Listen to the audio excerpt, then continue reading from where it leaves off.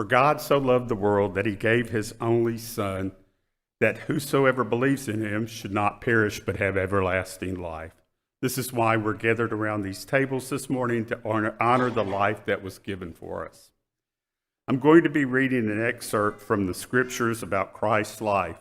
The reading is adapted and excerpted from Isaiah 53, John 1, Romans 5, 1 Corinthians 11, Philippians 2, Hebrews 2, and Revelation 5.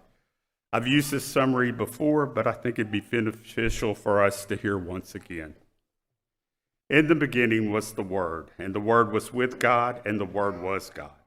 He was in the beginning with God. All things were made through him, and without him not anything was made that has been made.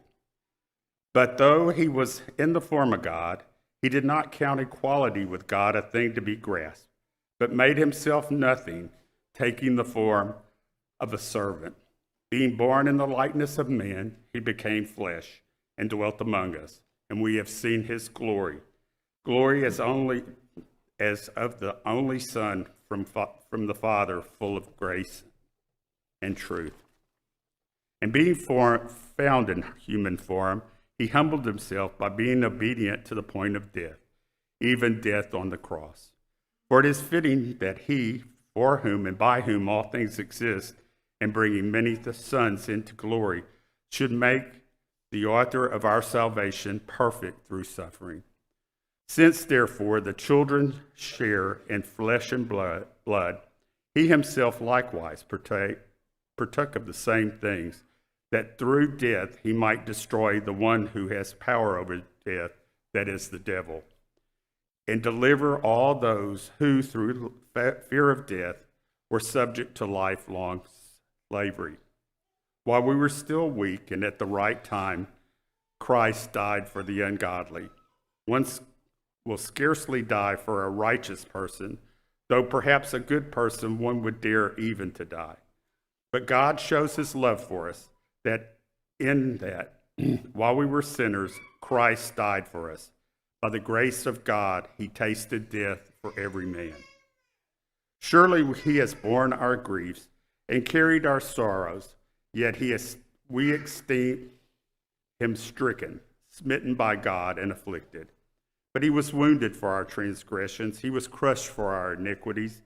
Upon him was the chastisement that brought us peace, and with his stripes we are healed. All we have gone astray. We have turned everyone to his own way, and the Lord has laid on him the iniquity of us all. He was oppressed and afflicted, yet he opened not his mouth. Like a lamb that was led to the slaughter, like a sheep that before the shearers is silent, so he opened not his mouth. And between the throne and the four living creatures, and among the elders, I saw a lamb standing as though it had been slain. Then I looked, and I heard around the throne and the living creatures and the elders the voice of many angels, numbering myriads of myriads and thousands of thousands, saying with a loud voice, "Worthy is the Lamb who is slain to receive power and wealth and wisdom and might and honor and glory and blessing. God has highly exalted him and bestowed on him the name that is above every name, so that at the name of Jesus every knee should bow, in heaven and on earth and under the earth, and every tongue confess that Jesus Christ is Lord, to the glory of God the Father. And I heard every creature in heaven and on earth and under the earth and in the sea and all that is in them saying, to him who sits on the throne and to the Lamb be blessing and honor and glory and might forever and ever. Therefore, whosoever eats the bread or drinks the cup of the Lord in an unworthy manner will be guilty of profaning the body and the blood of the Lord. Let a person examine then, and so eat of the bread and drink of the cup. For anyone who eats and drinks without discerning the body eats and drinks judgment on himself. We'll now partake of the Lord's Supper.